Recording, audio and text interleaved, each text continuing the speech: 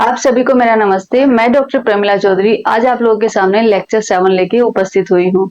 तो आज की क्लास में हम लोग पढ़ेंगे संख्याओं की विभाजिता की जांच करेंगे कि ये वाली जो भी संख्या हमें गिवन है वो विभाजित हो रही है नहीं हो रही उस पर्टिकुलर किसी नंबर से। तो संख्याओं की विभाजिता की हम जांच करेंगे।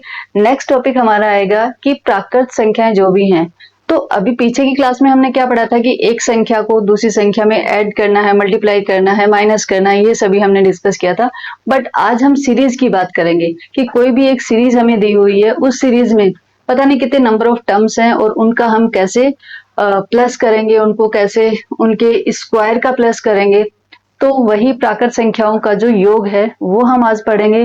और उसके बाद में हम हमारा जो लास्ट टॉपिक होगा वो होगा कि कोई भी हमें संख्या गिवन है, बहुत बड़ी संख्या है, मे बी 6 और 7 डिजिट में, और उससे अगर हमसे हमसे पूछते हैं कि इसका इकाई अंक कौन सा है, उससे पहले उसकी कुछ कैलकुलेशन दी हुई है, तो वही इकाई अंक को ढूंढना वो हमारा लास्ट टॉपिक होगा। तो चलो आज की क्लास स्टार्ट करते हैं। सबसे पहले आता है हमारा जब हम किसी संख्या में भाग देते हैं। आप लोगों ने ये चीज तो बहुत अच्छे से पढ़ी है कि जब हम किसी में भाग देते हैं तो कैसे लिखते हैं उस नंबर को। देखो,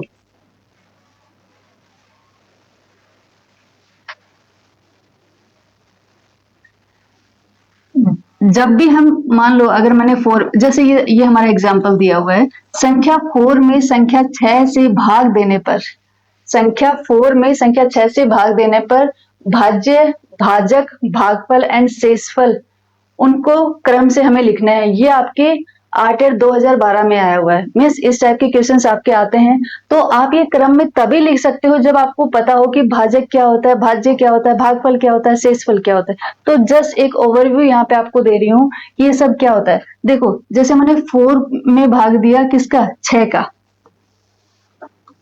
तो हम कैसे लिखते हैं।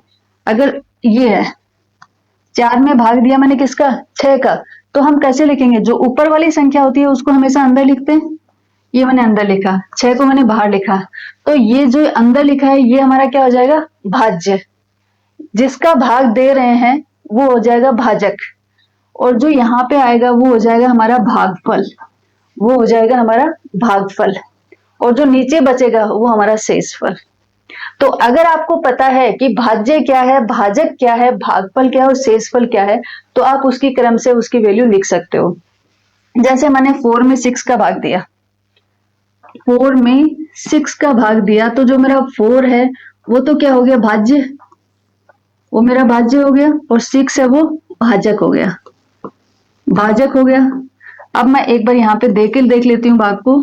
जैसे मैंने अंदर लिखा 4 और यहाँ पे लिखा 6 में 4 का भाग जाएगा क्या, नहीं जाएगा, तो हम क्या लेंगे, पॉइंट ले लेंगे। 0 बार गया, फिर हमने क्या लिया, पॉइंट लिया, तो पॉइंट लिया तो ये कितना बन गया, 40 बन गया। 40 में 6 6 जा 36, 36 आ गया। नीचे शेषफल कितना बचा, 4। तो हमारा भाजक कितना है, भाजक है हमारा 4, सॉरी, भाजक ये भाजक है हमारा 6, भाज्य है हमारा 4, और शेषफल है हमारा 4। बट भागफल कितना है, भागफल अगर आप यहाँ पे देखोगे तो आपका है 0.6। मीन्स जो संख्या है वो दशमलव के बाद में आई है, दशमलव से पहले तो हमारा 0 है। तो आप जैसे ऑप्शंस में देखोगे, ऑप्शंस में कोई भी दशमलव संख्या गिवन नहीं है, कोई भी दशमलव संख्या दी हुई नहीं है। तो हम क्या करेंगे, नॉर्मली उसकी जो वास्तविक संख्या है जो दशमलव से लेफ्ट साइड में आती है वही संख्या लिखेंगे।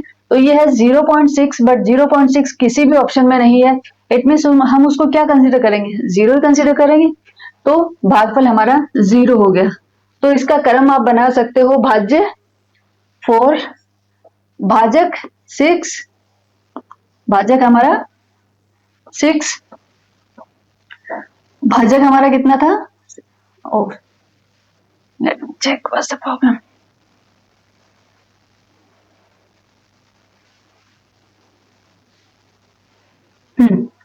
तो भाजक हमारा 6 था, भाज्य हमारा 4, शेषफल हमारा 4, और भागफल हमारा 0। इसके अकॉर्डिंग देखोगे आप, ये हमारा भाज्य 4 आ गया, भाजक 6 आ गया, भागफल 0 है और शेषफल हमारा 4 है। तो फर्स्ट वाला जो ऑप्शन है वो हमारा सही ऑप्शन है। तो आई थिंक आप ये याद रखोगे। वैसे तो जनरली याद ही रहती हैं ये चीजें, लेकिन फिर भी एक बार इनको अच्छे से देख लेना। अब क्या करते हैं, जैसे ये वाला है आपका, देखो हमें पता है, आप एक फॉर्मूला याद करो, आप एक फॉर्मूला याद करो, उसके बाद में उस आगे के 4 फॉर्मूले आपको अपने आप याद हो जाएंगे। जैसे सिर्फ आपको एक फॉर्मूला याद करना है, उसके बाद में आगे वाले फॉर्मूले अपने आप याद हो जाएंगे। याद क्यों करना है? क्योंकि एग्जाम में काफी बार क्या करते हैं, जैसे ये सीधा सीधा दिया, ये दिया हमारा 2012 की आरटेट में, तो सेम क्वेश्चन देने के चांसेस तो कम हो जाते हैं। अभी ऐसा वाला क्वेश्चन भी दे सकते हैं कि मान लो आपको भाजक दिया है और भागफल दिया है और शेषफल दिया है, और आपसे पूछा है कि भाज्य क्या होगा। मीन्स ये तीनों वैल्यू दी हैं आपको आपको भाजक, भागफल और शेष, और फिर आपसे पूछा है भाज्य क्या होगा। या फिर ऐसा हो सकता है कि ये तीनों वैल्यू दी हैं और फिर आपसे भाजक पूछा है। मीन्स किसी भी तीन, हमारे पास 4 अननोन क्वांटिटी हैं, 4 क्वांटिटी हैं, तो इस चारों में से किसी 3 की वैल्यू दे देंगे और फिर चौथा पूछ लेंगे, किसी भी 3 की दे देंगे और फिर चौथा पूछ लेंगे, तो ऐसा कॉम्बिनेशन बनता है।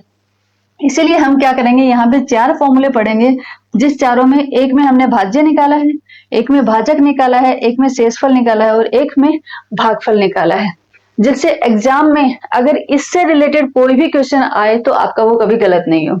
सबसे पहले आपको कौन सा याद करना, देखो हमें पता है कि भाजक को आप भागफल से गुणा करो, उसमें प्लस शेषफल ऐड कर दो, तो हमारा क्या आ जाता है, भाज्य आ जाता है। ये हम शुरू से पढ़ते आए हैं कि आप भाजक को भागफल से गुणा करो और फिर उसमें शेषफल को ऐड कर दो, तो हमारा क्या आ जाएगा, भाज्य आ जाता है। ये तो बहुत बार पढ़ा है और बहुत बार आपने काम में भी लिया है, मे भी आप लोगों को याद हो या ना हो, लेकिन भाज्य इज इक्वल टू भाजक इंटू भागफल प्लस शेषफल, ये वाला तो आपको याद होना चाहिए। अगर नहीं याद है तो आप ये वाला याद कर लेना।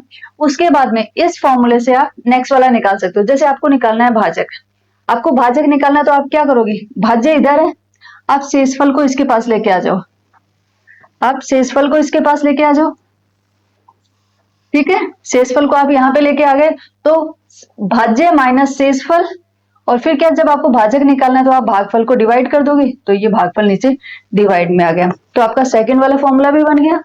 थर्ड वाला फॉर्मूला भी हम क्या करेंगे, फर्स्ट वाले से ही बनाएंगे। थर्ड वाला भी हम फर्स्ट वाले से बनाएंगे। इसमें क्या निकालना है, शेषफल निकालना है। जब हमें शेषफल निकालना है तो हम क्या करेंगे, भाज्य तो इधर है, ये वाली जो संख्या है इसको भी उठा के इस साइड में ले आए, तो भाज्य माइनस भाजक इंटू भागफल, ठीक है, ये वाला हो गया, तो हमारे पास शेषफल आ जाएगा। उसके बाद में लास्ट आता है भागफल, हमें ये वाली क्वांटिटी निकालनी है, भागफल निकालना है, तो हम क्या करेंगे, भाज्य में से ये शेष इधर लेके आ जाएंगे, तो क्या हो गया, भाज्य माइनस शेष, भाज्य में शेष माइनस कर दिया, और भागफल निकालना तो भाजक को नीचे भेज दिया। आई थिंक ये आप लोगों को समझ में आ गया। अगर नहीं भी आया है तो एक बार अपना कॉपी पेन उठाना और एक बार इस समीकरण को आप सोल्व कर लेना, ठीक है। इस समीकरण को आप सोल्व कर लेना कि इस समीकरण से हम इसकी वैल्यू कैसे निकालेंगे, इसकी वैल्यू कैसे और इसकी वैल्यू कैसे, आप लोग इजीली निकाल लोगे, ठीक है। तो ये था, आप इसको अच्छे से कर लेना, इससे क्वेश्चन आने के चांसेस हैं, और ट्राई करना कि इससे कोई भी आपका गलत ना हो, क्योंकि ये इजी है, कुछ करना भी नहीं है इसमें और आप लोग कर सकते हो। नेक्स्ट आता है यस, विभाजिता की जांच करना।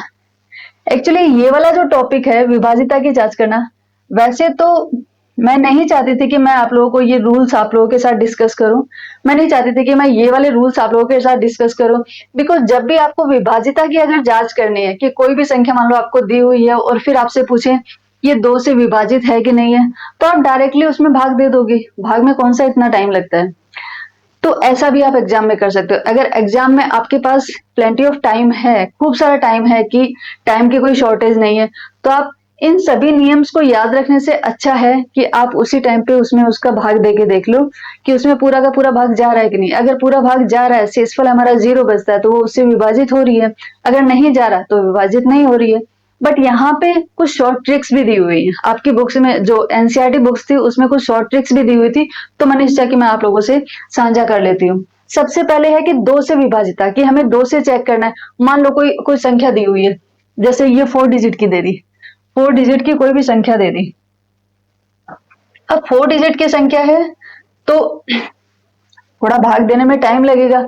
चाहो तो आप भाग दे सकते हो, नहीं तो आप क्या करोगे, इसका जो इकाई अंक है, इसका जो इकाई अंक है, सिर्फ आप इकाई अंक को चेक करो।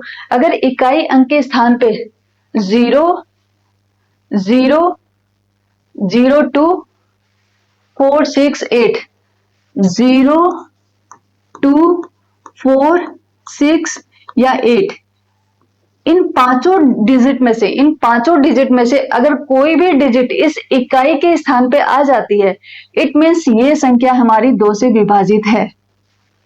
ठीक है, 0, 2, 4, 6, 8, हम यही वाली संख्याएं, यही वाली डिजिट किस में देखते हैं, सम संख्या में देखते हैं। सम संख्या का हम कैसे पता करते हैं कि ये संख्या सम है कि नहीं है, हम क्या करते हैं, उसका जो इकाई वाली अंक होती है, उस इकाई वाली अंक को चेक करते हैं, उस इकाई वाली अंक को चेक करते हैं कि उसमें उसकी जगह पे 0, 2, 4, 6, 8 इनमें से अगर कोई भी डिजिट इकाई अंक पे है, इट मीन्स वो संख्या है, वो हमारी सम संख्या है, अदरवाइज वो विषम संख्या है। यहाँ पे भी इसको विभाजित करने का जो नियम दिया हुआ वो यही है कि अगर आपने इकाई पे चेक किया कि इनमें से कोई संख्या है, तो इसका मतलब है कि ये पूरी की पूरी संख्या 2 से विभाजित हो रही है। ओके, अदरवाइज ये इससे विभाजित नहीं होगी। तो ये था दो से विभाजिता का रूल। अब आता है 3 से। 3 के लिए क्या दिया है कि जो इसके जो 2 अंक हैं, मान लो कोई संख्या दी हुई है आपके पास 3, 5, 2, 8, ठीक है, और आपसे पूछा है कि 3 से विभाजित है कि नहीं है। तो एक तरीका है, जैसे मैंने बताया, आप सीधा का सीधा भाग दो। लेकिन इसकी शॉर्ट ट्रिक भी मुझे पसंद आई। इसमें क्या करना होता है कि जैसे आपके पास 3, 5, 2, 8 है, तो आप क्या करो कि इस पूरी संख्या में जितने भी अंक हैं उन अंक का एडिशन कर लो। मैंने एडिशन किया, 3 + 5 + 2 + 8 कितना हुआ, 3 और 5 8, 8 × 16 और 17 18, ये आया 18। अब जो अंकों का योग करने पे जो संख्या आती है, उस संख्या को हमें चेक करना है कि वो 3 की गुणज है कि नहीं है। अगर वो 3 की गुणज है तो ये पूरी की पूरी संख्या, ये संख्या 3 से विभाजित है, अदरवाइज नहीं है। गुणज के लिए हमें पता है कि 3 की गुणज है कि नहीं 18, हाँ है ना, 3 × 6, 3 × 6, तो ये 18 हो गई। यस, तो 18 जो है हमारी 3 की गुणज है। गुणज का मतलब आई थिंक आप लोगों को याद होगा, अभी भूले नहीं होगी, एक बार दोबारा आप लोगों को रिवाइंड करवा देती हूँ। अगर हमें 3 के गुणज निकालने हैं, 3 के गुणज, तो हमने कैसे निकाले थे, 3 एकम 3, फिर 6, फिर 9, फिर 12, ऐसे मल्टीप्लाई करते जाएंगे जो कि इनफाइनाइट होते हैं। मैंने जैसे आपको बताया था कि किसी भी संख्या के जो गुणज होते हैं वो इनफाइनाइट होते हैं, अपरिमित होते हैं, बट उसके जो गुणनखंड होते हैं वो परिमित होते हैं। ठीक है, तो अगर हम 3 के गुणज देखेंगे तो बहुत सारे गुणज निकल जाएंगे। तो जो 18 है वो भी 3 का गुणज है, तो इट मीन्स ये जो संख्या इन्होंने यहाँ पे दी है, ये क्या हमारी 3 से विभाजित है। सो ये वाला नियम भी मुझे अच्छा लगा, इजी है, इंटरेस्टिंग है। थर्ड वाला है, ये नियम भी अच्छा लगा कि डिवाइड करने से अच्छा है कि अंक का एडिशन कर लो और वो देखो, उनका जो एडिशन आता है वो देखो कि वो उस 3 का गुणज है कि नहीं है। अगर है तो वेल एंड गुड, अदरवाइज वो 3 से विभाजित नहीं होगी। अब आता है फोर्थ वाला। फोर्थ में क्या करते हैं कि इसकी जो, अगर कोई भी संख्या दी हुई है, मान लो आपको, जैसे कोई भी संख्या दी हुई है, तो उसके जो लास्ट 2 डिजिट्स हैं, उसकी जो लास्ट 2 डिजिट हैं, सिर्फ वो चेक करते हैं कि वो दोनों डिजिट 4 से विभाजित हो रही है कि नहीं हो रही है। ये नियम भी अच्छा है कि हमें पूरी संख्या चेक नहीं करनी, क्योंकि पूरी संख्या तो हो सकता है 5 डिजिट की हो, 6 की हो, 7 की हो, 8 की हो, बहुत सारा टाइम लग जाएगा उसको सोल्व करने में। अगर टाइम है तो सोल्व कर लेना, अगर टाइम नहीं है और आप ये वाला रूल याद रख सकते हो, तो ये याद रखना कि जो लास्ट के 2 डिजिट है सिर्फ उनको चेक कर लेना, सिर्फ लास्ट के 2 डिजिट हैं उनको चेक कर लेना। जैसे लास्ट 2 डिजिट कौन सी है इसकी, 36 है, 36 है। अब 36 क्या हमारी 4 से विभाजित है, 4 से विभाजित है, यस। 4 4 एकम 4, 4 दूनी 8, 4 तिया 12, 4 चौक 16, 4 पंजे 20, 4 छिक 24, 4 7 28, 4 9 36, तो 4 9 जा 36, हाँ 4 9 जा 36, तो यस ये विभाजित है, तो इट मीन्स ये पूरी की पूरी संख्या 4 से विभाजित है। आप देखोगे ना कि ये जो रूल है ना, जो 4 से विभाजिता का है, यही सेम रूल आगे भी एक नंबर के लिए होने वाला है। यहाँ पे हम लास्ट के 2 डिजिट को ऐड करते हैं और आगे जाके हम लास्ट के 3 डिजिट को ऐड करेंगे। ठीक है। और जो ये वाला रूल है 3 वाला है, यही रूल एक आगे वाली संख्या पे भी ऐड होना है।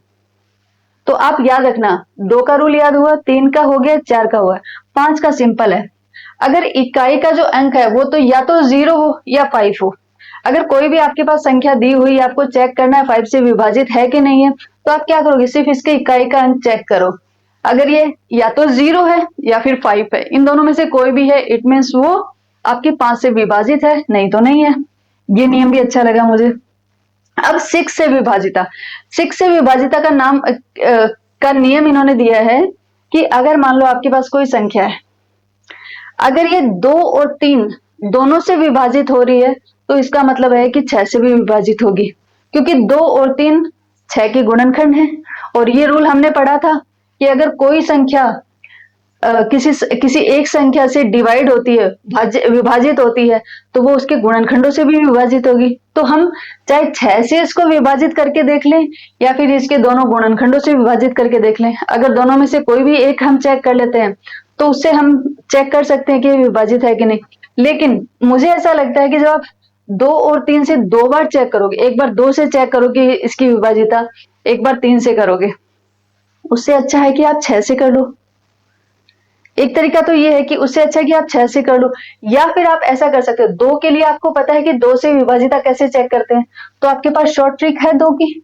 सिर्फ आपको इकाई अंक चेक करना है, तो 2 से हो जाएगा, 2 से भाग देने की जरूरत नहीं है आपको, आप देख के पता कर लोगे। जैसे मैंने देखा कि इसका इकाई अंक 2 है, तो इट मीन्स ये 2 से विभाजित है। ठीक है। अब 3 से देखना है मुझे कि ये 3 से भी विभाजित है क्या। 3 के लिए भी मेरे पास एक अच्छा सा रूल बनाया हुआ है। रूल क्या था कि इसके जितने भी डिजिट हैं उन सभी को ऐड कर लो, जितने भी डिजिट हैं उन सभी को ऐड कर लो। तो मैंने क्या किया, इनको ऐड किया, 1 + 1 + 2 + 3 + 2, यही वाली डिजिट दी हुई है वहां पे, मैंने इन सभी डिजिट को ऐड कर लिया। कितना हुआ, 1 + 1 2 + 2 4 6 7 8 9, ये कितना हुआ 9। क्या ये 3 से डिवाइड कर सकते हैं हम इसको, यस, 3 3 = 9। तो इट मीन्स ये वाली जो संख्या है वो 2 से भी विभाजित है और 3 से भी विभाजित है, तो डेफिनेटली ये 6 से भी हमारी विभाजित होगी। ठीक है, तो 6 वाला भी अच्छा है, 2 वाला अच्छा, 3 वाला अच्छा, 4 वाला अच्छा, 5th वाला अच्छा, और 6 वाला भी। और आई थिंक आप लोगों को याद भी हो गए, मुझे भी याद हो गए। ठीक है, अब चलते हैं नेक्स्ट पे, वो है हमारा 7।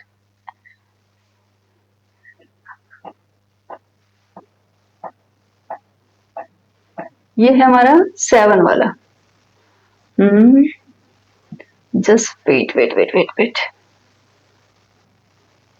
यहां पे हमें है कि 8 से 6 तक हमने विभाजिता चेक कर ली। अभी हम किस किस से करेंगे, 7 8 9 10 और 11 से हम इसकी विभाजिता चेक करने वाले हैं। अब देखो, पहले 7 की चेक कर लेते हैं। 7 की विभाजिता मुझे तो पसंद नहीं आई, अगर मैं होती तो 7 पे मैं एक बार उसको डिवाइड करके ही देख लेती। ठीक है, इसकी क्या नियम दिया हुआ है, दी गई संख्या के इकाई अंक को, अगर कोई भी संख्या दी हुई है तो उसका जो इकाई अंक है उसको 2 गुना करके उसको डबल कर दो, शेष संख्या में से घटाते जाते हैं। यदि शेष संख्या 7 से कट जाए तो वह 7 से भाज्य हो जाएगी, अन्यथा नहीं। इट मीन्स जो उसका इकाई अंक है, अगर उसका जो इकाई अंक है उसको डबल कर लो, उसको डबल कर लो, और फिर उससे जैसे इसको मैंने डबल किया, 9 का कितना हो गया, 18, 9 दूनी 18, 18 हो गया। अब ये क्या कर रहा है कि शेष जो संख्या बचती है 1620, इसमें से 18 को माइनस करते जाओ, यहाँ पे माइनस करो, फिर जो संख्या आएगी उसको दोबारा -18 करो, उसको दोबारा -18 करो, और लास्ट में जो संख्या बचती है अगर वो 7 से भाज्य हो जाती है तो वो 7 से विभाजित है, अदरवाइज नहीं है। ये भी आप कर सकते हो, लेकिन इस रूल को, इस नियम को रखने से अच्छा है कि आप उसी टाइम पे उसको डिवाइड करके देख लो। ठीक है, और बाकी अगर आप इस मेथड से करना चाहो तो इससे भी कर सकते हो। अब आता है 4th का मेथड। जो जो नियम हमने 4 के लिए पढ़ा था कि 4 से विभाजित है कि नहीं है, वही नियम 8 से भी उसी से कुछ मिलता जुलता है कि 8 से विभाजिता का नियम। इसके लिए हम क्या करते हैं कि जो अंतिम 3 अंक है, 4 के लिए हमने कितने लिए थे? अंतिम 2 अंक लिए थे। और अगर 8 से विभाजिता चेक कर रहे हैं तो हम क्या करेंगे? अंतिम 3 अंक लेंगे और उन 3 अंकों से बनी संख्या को हम 8 से विभाजित करके देखेंगे। अगर वो 8 से विभाजित हो रही है तो इसका मतलब है कि पूरी की पूरी संख्या ही 8 से विभाजित होगी। मीन्स जो लास्ट की जो 3 डिजिट है ना, जो लास्ट की मान लो आपके पास नंबर है 13496, 13496, इसको आप 8 से इसकी विभाजिता चेक करनी है कि 8 से विभाजित हो रहा है कि नहीं हो रहा है। तो मैं क्या करूंगी कि जो लास्ट की 3 डिजिट है सिर्फ उसको 8 से आप डिवाइड करके देख लो। 496 इसको सिर्फ 8 से डिवाइड करके देख लो। अगर ये इससे डिवाइड हो रहा है तो ये पूरी की पूरी संख्या ही 8 से विभाजित होगी, अदरवाइज नहीं। ठीक है, वो जो 4 वाला रूल था वही सेम रूल यहाँ पे लगाया गया है। 8 के लिए हो गया, 7 के लिए हो गया। अब आता है हमारा 9 के लिए। 9 के लिए भी इजी है। यदि किसी संख्या के अंकों का योग 9 से विभाजित हो, देखो हमने जो 3 वाला रूल जो पढ़ा था, 3 से विभाजिता का जो रूल पढ़ा था वो हमारा 9 से मिलता जुलता है। जो हमने 4 वाला पढ़ा था वो हमारा 8 से मिलता जुलता है। 3 वाले में हमने क्या पढ़ा था कि उसके अंकों का हम योग कर लेते थे। उस संख्या में जिसकी हम विभाजिता चेक कर रहे हैं, उस संख्या में जितने अंक हैं उन सभी अंकों का हम योग कर लेते थे और फिर हम देखते थे उस योग में 3 का भाग देते थे, 3 से उसको डिवाइड करते थे। अगर वो पूरा डिवाइड हो जाता है तो हम बोलते कि यस ये 3 से विभाजित है, अदरवाइज नहीं है। वही सेम चीज 9 में है कि हम क्या करेंगे, उसके अंकों का योग कर लेंगे और योग को हम 9 से विभाजित करेंगे। उन जो डिजिट है इन सभी डिजिट को जोड़ लेंगे। 7 + 2 + 9 कितना हो गया? 9 18 18। अब 18 को हम 9 से डिवाइड करके देखेंगे ये डिवाइड हो रहा है क्या? यस 2 टाइम जा रहा है तो 2 आया। इट मीन ये पूरे से विभाजित हो रहा है, कोई शेषफल नहीं बचा। इसका मतलब है कि यस ये 9 से विभाजित है। तो इन दोनों का रूल मिलता जुलता है और इन दोनों का रूल मिलता जुलता है। 2 का रूल आपको याद है, 3 का यहाँ पे याद हो गया, 4 का याद हो गया आपको, 5th का वैसे भी याद है। 5th के लिए क्या है? 0 और 5। इकाई के अंक पे कितना होना चाहिए? 0 और 5 होना चाहिए। तो 5 का भी याद है आपको, 6 का भी याद है क्योंकि 6 में क्या 2 और 3 से चेक कर लेते हैं। अगर वो जो संख्या है अगर वो 2 से भी विभाजित है, 3 से भी विभाजित है तो वो 6 से भी विभाजित हो जाएगी।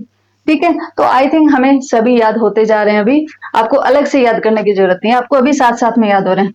अब अगर 10 से करते हैं, 10 से विभाजिता की यही है कि लास्ट इकाई के स्थान पे देख लेते हैं। अगर इकाई के स्थान पे 0 है तो वो 10 से विभाजित होगी, अगर 0 नहीं है तो वो 10 से विभाजित नहीं होगी। सबसे सिंपल है।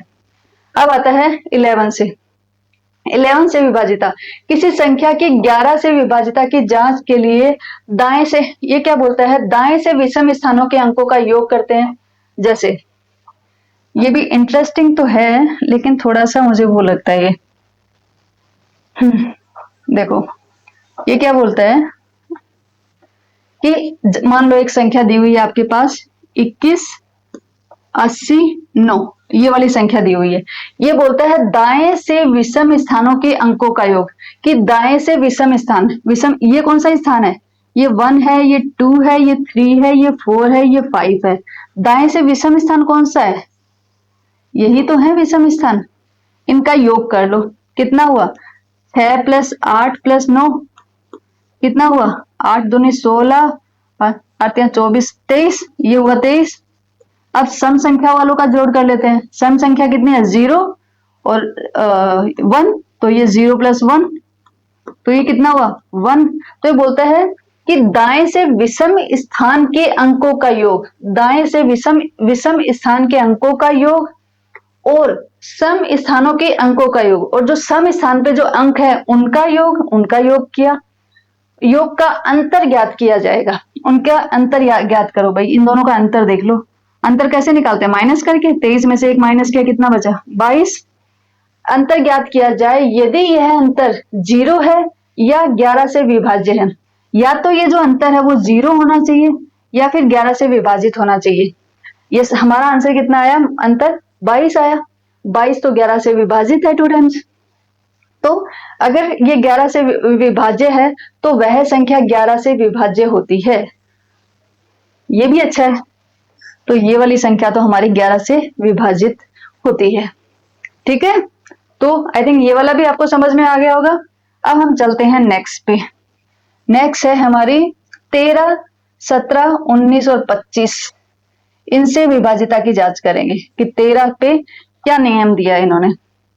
13 का नियम मुझे तो थोड़ा पसंद नहीं आया, आप लोग देख लो अगर आपको पसंद आए तो। 13 में क्या है, दी गई संख्या में इकाई अंक का चौगुना करके, जो इकाई में जो अंक दे रखा है, जो इकाई में अंक दे रखा है उसका चौगुना करके, मतलब 4 से गुणा करके, चौगुना करके शेष संख्या में जोड़ते जाते हैं। जो शेष संख्या बची है उसमें जोड़ते जाओ।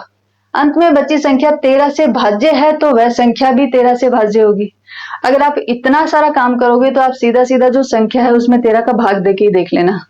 और अगर आपको फिर भी ये वाला नियम पसंद आता है तो आप इसको पढ़ लेना, इसको याद कर लेना। मुझे तो भाग देने वाला नियम ज्यादा सही लग रहा है, ज्यादा इजी भी है, याद करने की जरूरत नहीं है। तो मैंने यहाँ पे बताया है वो इसलिए बता रही हूँ कि आपके सिलेबस में दिया हुआ है, तो अगर हो सकता है किसी को ये वाला रूल पसंद आए, वो इस तरीके से जाना चाहे तो आप इस तरीके से भी जा सकते हो। नेक्स्ट है 17 से, ये क्या बोलता है कि इकाई अंक का 5 गुना करके, इसमें इकाई अंक का 4 गुना किया था, इसमें क्या करते हैं इकाई अंक का 5 गुना करके शेष संख्या में से घटाते जाते हैं। इकाई अंक है उसका 5 गुना करो और जो पीछे जो अंक बचते हैं, पीछे जो संख्या बचती है उसमें से उसको घटाते जाओ घटाते जाओ घटाते जाओ। जो लास्ट में संख्या बचती है अगर वो 17 से भाज्य होती है तो वो संख्या भी 17 से भाज्य होगी। ये भी कर सकते हो याद। अब आता है 19 से भाज्यता का नियम। दी गई संख्या में इकाई अंक का 2 गुना करके, इकाई अंक जो है उसका 2 गुना करके शेष संख्या में जोड़ते हैं। अंत में बची संख्या 19 से भाज्य होनी चाहिए। मुझे तो ये भी पसंद नहीं आया। अगर मैं होती तो मैं इन तीनों को, अगर 13, 17, 19 से कभी भी एग्जाम में अगर आता कि इसकी विभाजिता चेक करो तो मैं तो उसको डिवाइड करके देख लेती। ठीक है, और बाकी आपकी मर्जी, आप कर सकते हो। मैंने स्टेटमेंट लिख दिए हैं और मैंने आपको समझा भी दिया है। नेक्स्ट आता है 25 से भाजकता का नियम। जिस संख्या के अंतिम 2 अंकों में 25 का पूरा पूरा, हाँ ये अच्छा है कि अगर कोई भी संख्या आपको दी हुई है तो इसमें आपको क्या करना है कि अंतिम 2 अंक जो है उसमें आप देख लो कि 25 का अगर पूरा पूरा भाग जा रहा है तो पूरी की पूरी संख्या 25 से विभाजित होगी। ठीक है, हमें इतनी बड़ी संख्या को विभाजित भाग देके देखने का जरूरत नहीं है। हम क्या करेंगे, जो लास्ट के 2 डिजिट हैं सिर्फ उसमें आप क्या करो 25 का भाग देके देख लो। अगर वो पूरी तरह जा रहा है, शेषफल हमारा जो रिमाइंडर है वो 0 बचता है, तो हम बोल सकते हैं कि ये जो संख्या है ये 25 से विभाजित है। ठीक है, ये अच्छा है, इसको आप याद कर सकते हो। नेक्स्ट आता है हमारा यस, इसमें जो ये लास्ट वाला है ये मुझे बहुत पसंद आया, ये मैं आपको बताती हूँ। देखो, एक दिया है 72 से भाजकता का नियम, एक दिया है 88 से। देखो 72 के गुणनखंड कौन कौन से होते हैं, 8 और 9 होते हैं, 8 और 9 होते हैं। तो ये बोल रहे हैं कि अगर कोई संख्या है, अगर कोई संख्या दी हुई है, अगर वो 8 और 9 से पूरी तरह विभाजित हो रही है, 8 और 9 से पूरी तरह विभाजित हो रही है तो वो 72 से भी विभाजित होगी। 8 और 9 के नियम हम पहले ही पढ़ चुके हैं। 8 का नियम जो 4 का नियम था उसी टाइप का है, और 9 का नियम जो हमारा 3 का नियम था वो उसी टाइप का है। ठीक है, 8 वाले में क्या करते हैं कि हम लास्ट के जो 3 डिजिट हैं, लास्ट के 3 डिजिट हैं, उन तीनों डिजिट में 4 का भाग देके देखते हैं। अगर वो इससे विभाजित हो रहा है तो 4 से विभाजित होगा, नहीं तो नहीं होगा। और 3 वाले में क्या करते हैं कि जितने भी संख्या में जितने भी अंक हैं उन सभी अंक का हम ऐड करते हैं, एडिशन करते हैं, और फिर उसमें देखते हैं कि उनमें वो जो एडिशन है वो 3 का गुणज है कि नहीं है। अगर वो 3 का गुणज है तो 3 से विभाजित हो रहा है।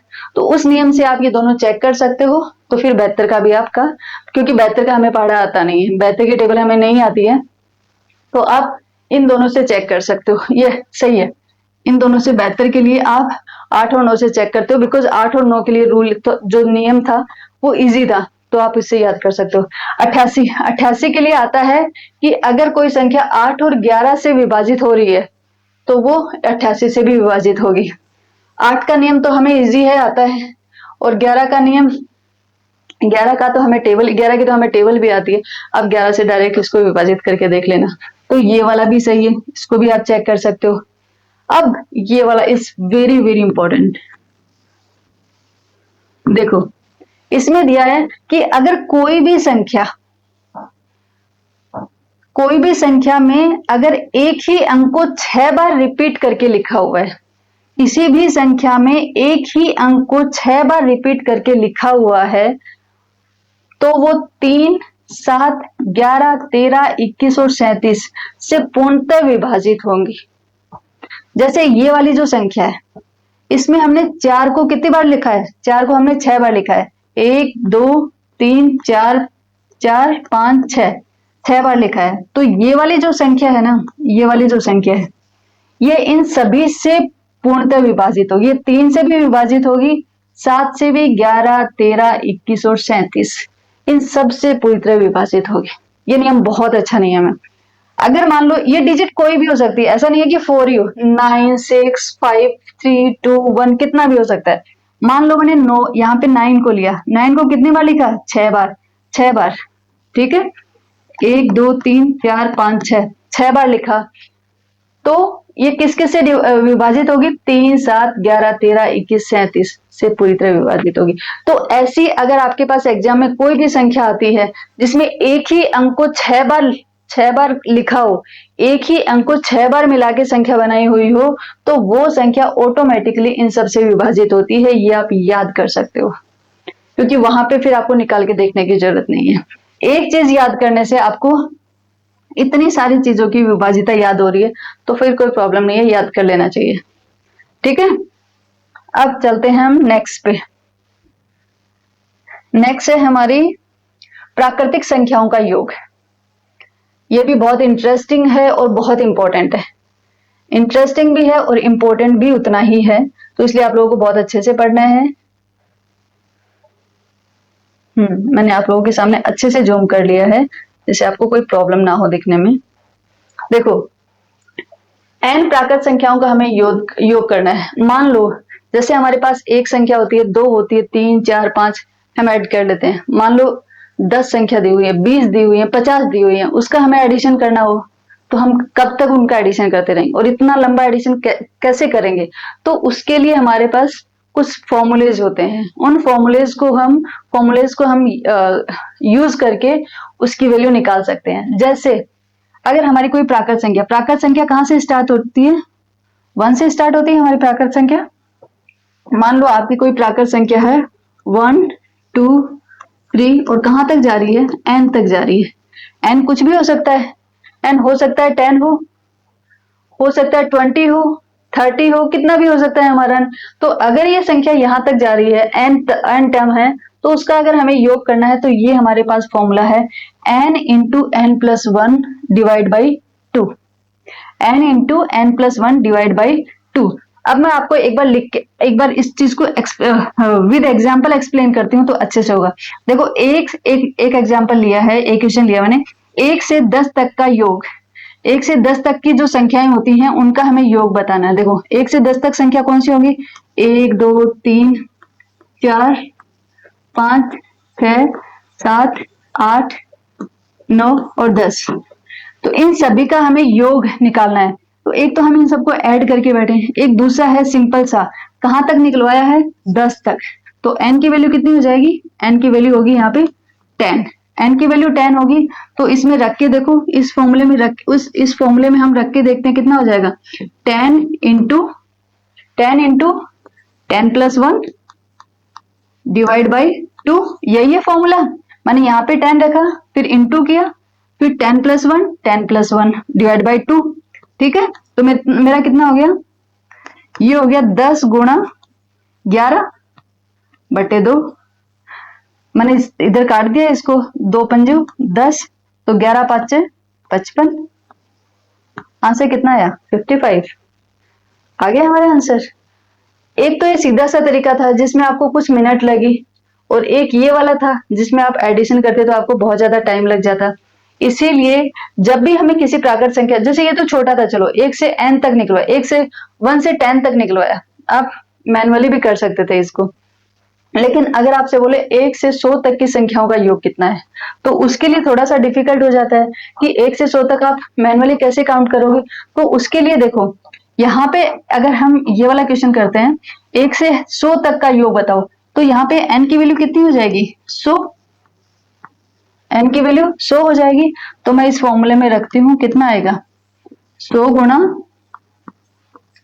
100 प्लस 1 यही है 100 गुणा 100 प्लस 1 डिवाइड बाई 2। अब देखो 100 का 100 एज इट इज आ गया, 100 प्लस 1 कितना हो गया 101 बटे 2। मैंने क्या किया, 2 को इससे काट दिया, 2 पंजे 10 50, इससे मल्टीप्लाई कर देती हूँ तो कितना आता है 5 एकम 5 0, 5 एकम 5 और 0, 50 50, 5050 यही आएगा। ठीक है, वैसे ही अगर हमें ये वाला करना होगी 1 से 50 तक का योग कितना होगा, तो 1 से 50 तक अगर हम हमसे निकलवाते हैं तो n की वैल्यू क्या होगी 50। कितनी होगी n की वैल्यू 50, बिकॉज 50 तक निकलवाया है। तो यहाँ पे कितना हो जाएगा 50 गुणा 50 प्लस 1 डिवाइड बाई 2, ये आप निकाल लोगे। ये कितना हो जाए 50 गुणा 50 प्लस 1 51, 51 बटे 2, इसको काट दो, 2 दूनी 4, 2 पंजे 10, 25 गुणा 51, 25 गुणा 51 कितना आएगा 1275। ठीक है, तो ये आप आराम से कर सकते हो। तो ये वाला फॉर्मूला इंपॉर्टेंट है, आप लोग को याद रखना है और थ्रू आउट आपकी लाइफ आपको ये याद ही रखना है, भूलना नहीं है कभी भी। ठीक है, नेक्स्ट चलते हैं। नेक्स्ट में है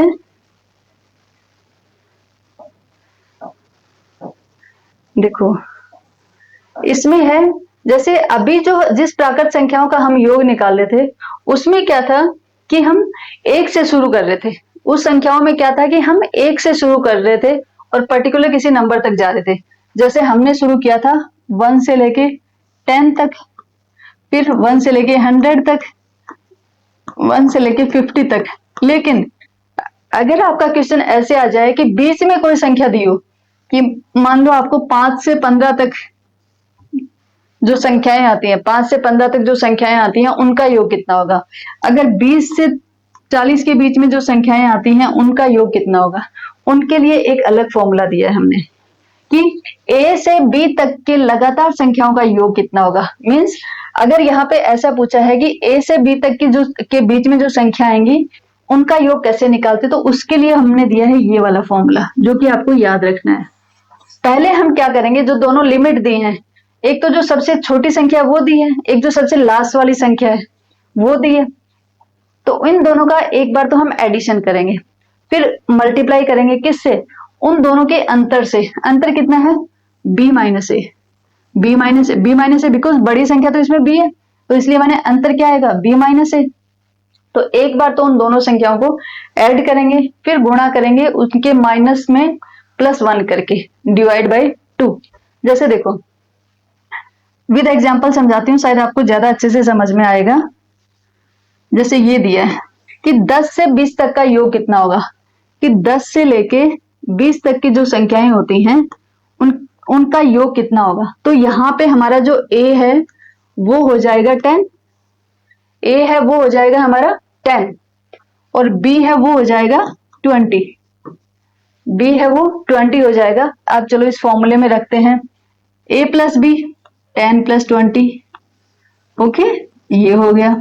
अब मल्टीप्लाई करना है किससे, उनके अंतर से। अंतर कितना है, अंतर कितना होगा b माइनस ए, b माइनस ए ही तो अंतर होगा, और फिर +1 करना है।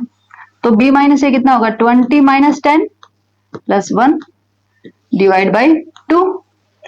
इसको सोल्व करते हैं, 20 plus 10 30 into 20 minus 10 10 +1 divide by 2। इसको इधर और सोल्व कर लेते हैं, ये 30 इंटू 11 डिवाइड बाई 2, 2 से इसको काट देते हैं, 2 1 जा 2, 2 5 जा 10, 15 को 11 से गुणा कर लो कितना आएगा 165। कितना आया 15 गुणा 11 इज 165। ठीक है, तो अगर ऐसा वाला कुछ हो कि एक पर्टिकुलर रेंज दी हुई है, ऐसा नहीं है कि 1 से लेके किसी एक आगे तक आपसे कैलकुलेट करवा रहे हैं, एक रेंज दी हुई है कि इस रेंज के बीच में जो भी संख्याएं आए उनका आप एडिशन कैसे करोगे, उनका योग कितना होगा वो बताओ। तो उसके लिए हमारे पास ये फॉर्मूला है। ठीक है, मैंने आपको समझा दिया है कि ये फॉर्मूला किस टाइप की प्रॉब्लम होगी वहां पे हम इसको देखो। अगर एक चीज होती है कि आपको फॉर्मूला ही याद नहीं हो, और दूसरी चीज होती है कि आपको फॉर्मूला याद है बट आपको पता नहीं है कि वो फॉर्मूला कहाँ पे अप्लाई करना है। तो दोनों ही चीजें याद करना उतना ही इंपॉर्टेंट है कि पहले तो आपको ये पता होना चाहिए कि फॉर्मूला किस चीज के लिए है, मतलब फॉर्मूला किस टाइप की प्रॉब्लम आए वहां पे हम लगा सकते हैं, ठीक है, मतलब उसका यूज पता होना चाहिए, और फिर हमें फॉर्मूला याद होना चाहिए। तो आपको पता चल गया कि ये वाला फॉर्मूला कहाँ पे लगाएंगे, जब किसी रेंज में पूछते हैं, पर्टिकुलर बीच में कोई भी रेंज आ गई, ऐसा नहीं है कि 1 से लेके पूछ रहे हैं, नहीं, बीच में कोई भी एक रेंज दे दी कि इस रेंज में जितनी भी संख्याएं आती हैं, जिसकी पहली संख्या दी हुई है और आखिरी वाली संख्या दी हुई है, और फिर हमसे पूछा है कि इनके बीच में जितनी संख्याएं आएंगी उनका योग बताओ, तो उसके लिए आपको ये वाला फॉर्मूला याद करना है, ठीक है। आई थिंक अभी भूलोगे भी नहीं और गलत भी नहीं करोगे। नेक्स्ट आता है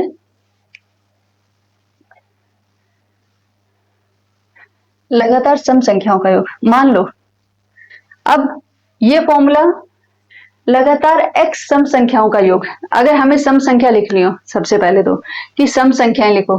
सम संख्याएं कौन सी होती हैं?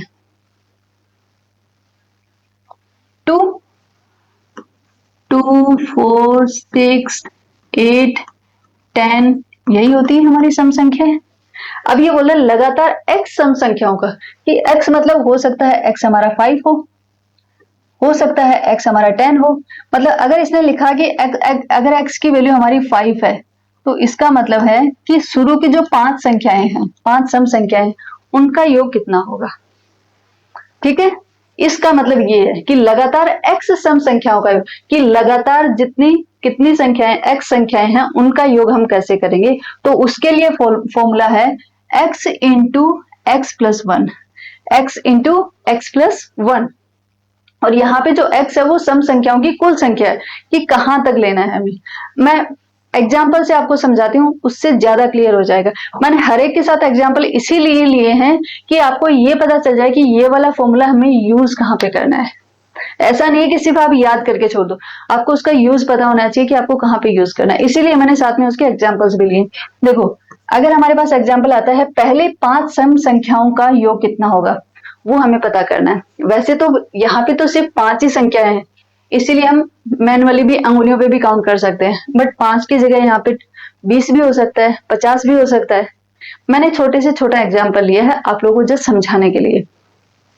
पहली 5 सम संख्याओं का योग, पहली 5 संख्या कौन सी होंगी? 2, 4, 6, 8, 10, यही होंगी। पहली 5 तो यही है, तो उनका योग अगर हमें निकालना तो 30 आएगा। हम चेक करते हैं कि इस मेथड से हमारा सही निकलता है क्या। अगर पहली 5 संख्याओं का निकालना है तो x बराबर क्या हो जाएगा? 5। x बराबर हो जाएगा हमारा 5। तो अब इसमें योग कितना होगा, उसका सम कितना होगा? 5 गुणा 5 प्लस 1, यही है ना इस फॉर्मूले में, 5 गुणा 5 प्लस 1, तो ये कितना हो गया? 5 गुणा 6। 5 गुणा 6 कितना होता है? 5 6 जा 30, 5 6 30, तो 30 आ गया हमारा। तो ये वाला इस फॉर्मूले से सोल्व हो रहा है। एक बार ये भी करके देख लेते हैं ये वाला हो रहा है कि नहीं हो रहा है। मैं इसको थोड़ा ऊपर कर लेती हूँ। ये वाला यहाँ पे दिया है कि पहली 15 सम संख्याओं का, कि पहले जो 15 सम संख्या उनका योग करो। अब 15 सम संख्या अगर हम लिखने को स्टार्ट करते हैं तो 2 4 6 8 10 12 14 ऐसे 30 तक जाते हैं, ठीक है। उन सभी का हमें योग करना है, तो हम कैसे करेंगे? हमारे पास फॉर्मूला क्या था? फॉर्मूला था हमारा sum equals to x into x, x into x plus 1, यही था ना। यहाँ पे x की वैल्यू हमारे पास कितनी है? कितनों का सम निकला है? 15 का सम, तो x की वैल्यू हो गई हमारे पास 15। तो कितना हो गई? इसी फॉर्मूले से लेते हैं, 15 गुणा 15 प्लस 1 16, 15 गुणा 16 कितना आ जाएगा? 240, ठीक है। तो ऐसे वाली प्रॉब्लम्स कहीं पे भी हो तो आप ये वाला फॉर्मूला डायरेक्ट याद कर सकते हो और आप कर लोगे। मुझे ऐसा लग रहा है कि आप लोग अभी कर लोगे। तो ये बात थी सम संख्याओं की। अब अगर विषम संख्या हो, क्योंकि सम संख्या है तो विषम संख्याओं में भी ऐसा आ सकता है, तो सेम प्रॉब्लम है ये विषम संख्याओं के लिए। जहां पे सम संख्याओं के लिए हमारे पास फॉर्मूला था x into x plus one, वहीं पे विषम संख्या के लिए बहुत इजी फॉर्मूला है। विषम संख्या के लिए फॉर्मूला है एक्स स्क्वायर। विषम संख्या के लिए क्या लिखेंगे? सिर्फ एक्स स्क्वायर। मीन्स अगर आपको पहली 5 विषम संख्या कौन सी होती है? 1, 3, 5, 7, 9, ये हम पढ़ चुके हैं, तो यही हमारी विषम संख्या है। तो इसके शुरू के जो 5 है उनका योग अगर हमें निकालना है तो कितनी है? 5 का निकालना है। तो इसके फॉर्मूले के हिसाब से इसका कितना हो गया? 5 का स्क्वायर। 5 का स्क्वायर कितना होता है? 5 गुणा 5, 25। 25 इसका आंसर है। ठीक है, 25 ही इसका आंसर है। नेक्स्ट आता है, अगर हम ये वाला एग्जांपल देखें, पहली 15 विषम संख्याओं का योग निकालिए। तो पहली 15 विषम संख्याएं कौन कौन सी होंगी? वही 1, शुरू से 1 से ही होंगी। 1, 3, 5, कहां तक? 29 तक। ओके, उनका योग निकालना है। तो हम कैसे निकालेंगे? 15 संख्या ना, तो फॉर्मूला हमारा क्या है? सम का क्या फॉर्मूला है? सम का फॉर्मूला है 15 का स्क्वायर। 15 का स्क्वायर हम सब जानते हैं 225 होता है। 225 आंसर इसका 225 ही है। तो विषम संख्याओं का अगर एडिशन निकालना हो आपको, विषम संख्याओं के योग निकालना हो, तो उसके लिए फॉर्मूला बहुत इजी है, एक्स स्क्वायर। ठीक है, सम संख्याओं के लिए क्या था? X into x plus one. याद रहेगा? भूलोगे तो नहीं? याद रखना, भूलना मत। ठीक है, अब नेक्स्ट आता है प्राकृतिक संख्याओं के वर्गों का योग। जो हमने पीछे पढ़ा था उसमें तो क्या था कि सिंपल 1 से n तक की जो संख्या थी उसका हमने सिर्फ योग किया था। लेकिन यहाँ पे बोल रहा है कि संख्या नहीं है, संख्याओं का वर्ग लिया हुआ है। जैसे 1 का स्क्वायर, 2 का स्क्वायर, 3 का स्क्वायर, 4 का स्क्वायर, 5 का स्क्वायर, कि जो n प्राकृतिक संख्या है उनके वर्गों का योग। अगर वर्गों का योग करना हो हमें तो हम कैसे करेंगे? उसके लिए भी फॉर्मूला सेम ही है, मतलब ज्यादा अलग नहीं है। देखो फॉर्मूला क्या है? n into n plus one into 2n plus one divide by 6। ये आपको याद करना पड़ेगा, याद कर लेना, बहुत इंपॉर्टेंट है। ठीक है, 1 से n तक के वर्गों का योग निकालने का सूत्र, 1 से n तक के वर्ग का योग निकालना है। ठीक है, तो वर्ग के लिए ये वाली टर्म तो हमारी पहले भी थी, जब हमने वर्ग नहीं निकाला था, सिर्फ सिंपल संख्याएं निकाली थी, तो n into n plus one तो वहां पे भी आ रहा था, बट यहाँ पे एक्स्ट्रा क्या आ गया? ऊपर 2n प्लस वन यहाँ पे एक्स्ट्रा भी आ गया। तो ये वाला फॉर्मूला आपको याद रखना है कि अगर कोई प्राकृत संख्याएं हैं उनके वर्गों का योग निकालना है तो हम ये वाला फॉर्मूला, जैसे एक हम सोल्व कर लेते हैं। जैसे यहाँ पे दिया है 1 से 5 तक के वर्गों का योग, तो n कितना हो गया? 1 से 5 तक के वर्गों का योग मतलब यहाँ तक की संख्या है। ठीक है, मैंने वर्ग निकाल के देखिए, मैनुअली निकाल के देखा कितना है? 55 है। एक बार इससे चेक कर लेते हैं, n की वैल्यू कितनी है हमारी? 5। n हमारा कितना है? 5। फॉर्मूले में डालते हैं, सम इक्वल्स टू क्या है? सम इक्वल्स टू है 5 इंटू 5 प्लस 1 6 इंटू 5 इंटू 2। मैं एक बार फॉर्मूले में लिख देती हूँ जिससे आप लोगों को कंफ्यूजन नहीं हो। 5 into 5 plus 1, 5 into 2 into 5 plus 1। मैंने एक भी स्टेप मिस नहीं किया है कि आप लोगों को प्रॉब्लम नहीं हो। 5 इंटू 5 प्लस 1 6, और ये कितना हो गया?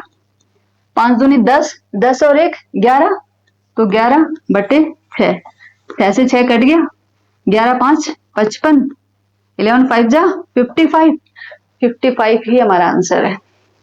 ठीक है, तो ये है वर्गों का योग निकालने के लिए, ये वाला फॉर्मूला वर्गों का योग। वैसे ही हमने 1 से 5 तक निकाला था, अगर हमें 1 से 10 तक निकालनी हो, 1 से 10 तक निकालनी हो तो हमारा n की वैल्यू क्या हो जाएगी? वहां पे हमारे n की वैल्यू हमारी हो जाएगी 10, और सिंपल हम इसी तरीके से निकाल लेंगे। ये क्वेश्चन आपके लिए, आप करके देखना, आंसर है इसका भी निकाल लोगे आप लोग। ठीक है, अब हम चलते हैं नेक्स्ट पे।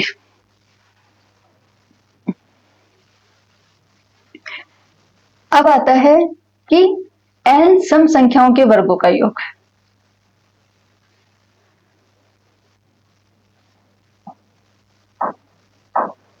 वहां पे हमने सम संख्या जो वर्गों का योग निकाला था हमने, वहां पे हमने सम संख्या नहीं ली थी, वहां पे तो हमारी कॉन्जिक्यूटिव नंबर से 1 के बाद 2, 2 के बाद 3 ऐसे कॉन्जिक्यूटिव नंबर थे। बट यहाँ पे हम किसकी बात कर रहे हैं? सिर्फ सम संख्याओं की बात कर रहे हैं। यहाँ पे विषम संख्या नहीं, सिर्फ सम संख्याओं की बात कर रहे हैं। तो उसके लिए फॉर्मूला दिया है n into n plus one into 2n plus one divide by 6। ये किसके लिए? ये वाला फॉर्मूला जाना पहचाना लग रहा है? ये वाला फॉर्मूला आपका जाना पहचाना लग रहा है?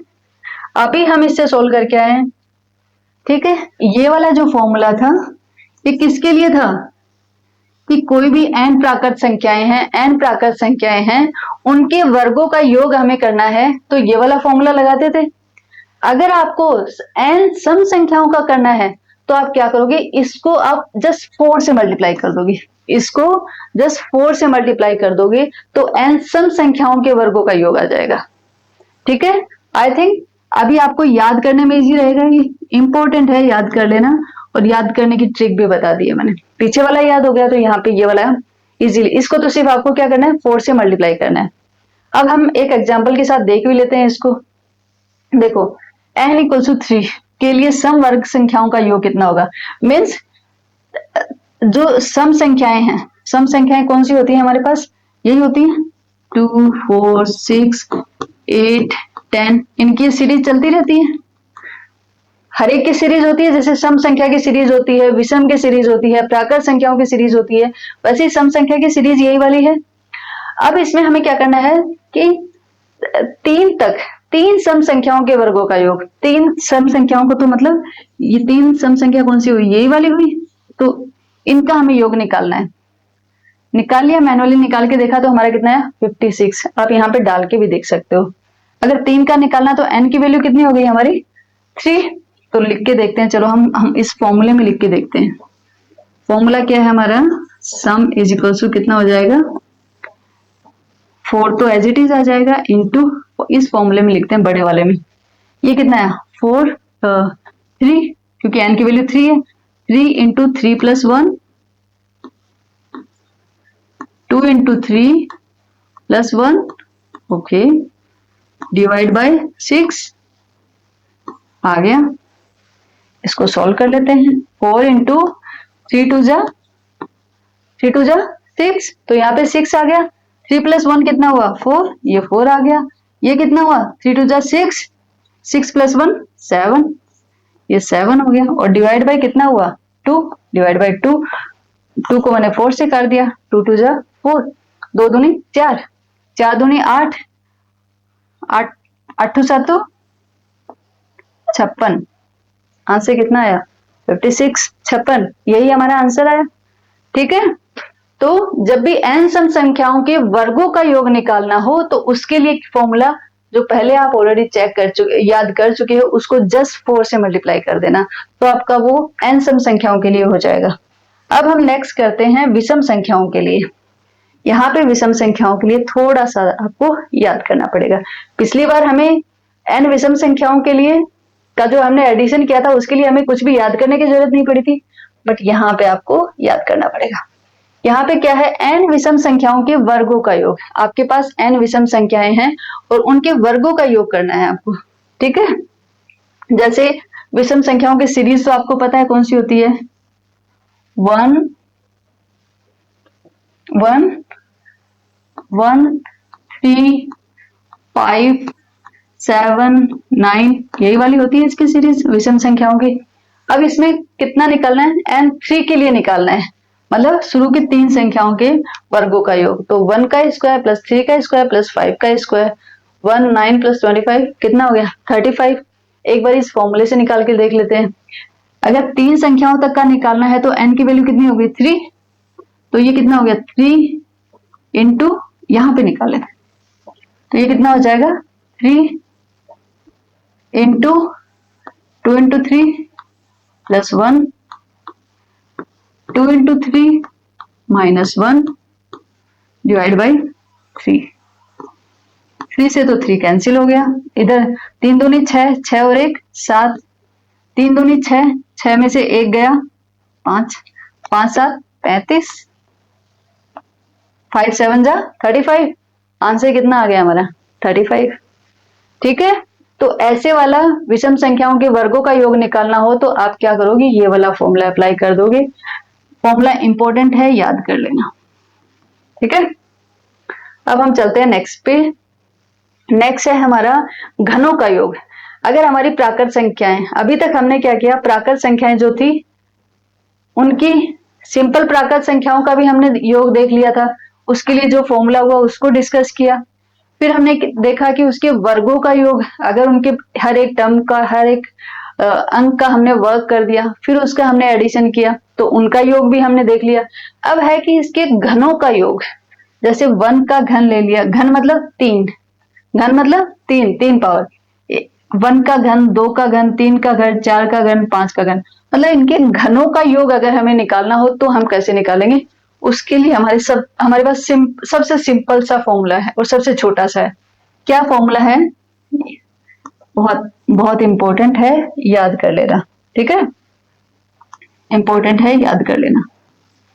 n into n plus one, n into n plus one divide by 2 और इस पूरी संख्या का स्क्वायर। यहाँ पे जो भी संख्या आएगी उसका हमें स्क्वायर कर देना है, ठीक है, यही जैसा हमारा फॉर्मूला है। तो यहाँ पे देखो, जैसे हमने एक एग्जाम्पल लिया है, 1 से 5 तक के घनों का योग निकालो। तो 1 से 5 तक घन कौन से होंगे, 1 का क्यूब, 2 का क्यूब, 3 का क्यूब, 4 का क्यूब, 5 का क्यूब।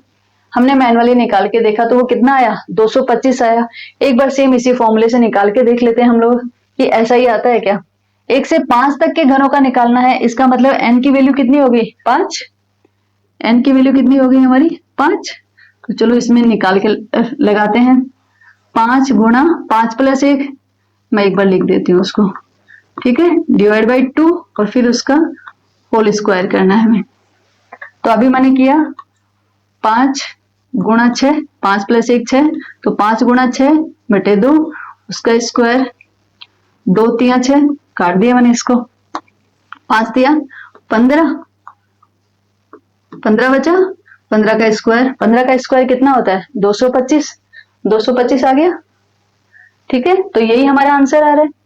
तो यस, अगर आपको घनों का योग निकालना हो तो आप कौन सा फॉर्मूला काम में लोगे, आप ये वाला फॉर्मूला काम में लेने वाले हो, ठीक है, n into n plus one divide by 2 और फिर इसका होल स्क्वायर, इसका होल स्क्वायर आपको याद होगा। ये क्वेश्चन आप लोगों के लिए है, आप लोग कर लोगे, मैंने आंसर भी दिया है कि अगर मैंने 1 से 5 तक के घनों का योग आपको निकलवाया, 225 आया। अब 1 से 10 तक के घनों का योग आपको निकालना है, जिसका योग आएगा 3025। तो यहाँ पे अगर 1 से n तक निकालेंगे तो n की वैल्यू कितनी हो जाएगी हमारी, n की वैल्यू हो जाएगी 5 यहाँ पे रखो और उसको कैलकुलेट करो, यही आना चाहिए आपका आंसर, ठीक है। अब हम चलते हैं नेक्स्ट पे। नेक्स्ट है हमारा, ये है नया टॉपिक। इस टॉपिक में क्या है, इकाई अंक को ढूंढना है हमें, ठीक है, कि कोई भी कैलकुलेशन कुछ दिया हुआ है और उसमें हमसे पूछेंगे कि इसमें इकाई अंक बताओ कि इकाई अंक क्या है। जैसे अगर हमारे सिंपल एक संख्या लिखी हो कोई भी, जैसे हमने लिखा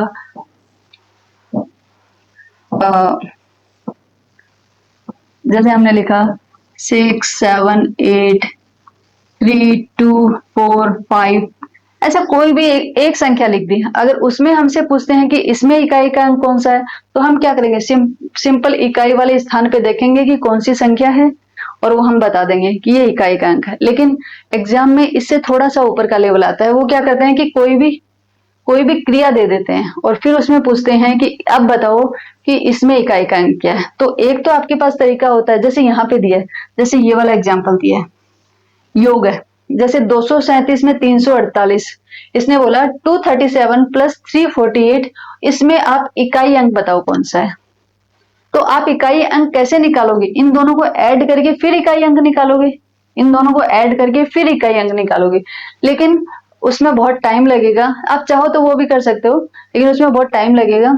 इसलिए वहां पे एक हमारे पास रूल भी है, उससे आप इजीली निकाल सकते हो। हम क्या करते हैं, यहाँ पे जो सिर्फ इकाई वाला जो अंक है, इकाई वाले जो डिजिट है, सिर्फ उनको देखेंगे, सिर्फ उनमें ये क्रिया करेंगे, जो इकाई वाले है ना, हम सिर्फ उनमें क्रिया करेंगे।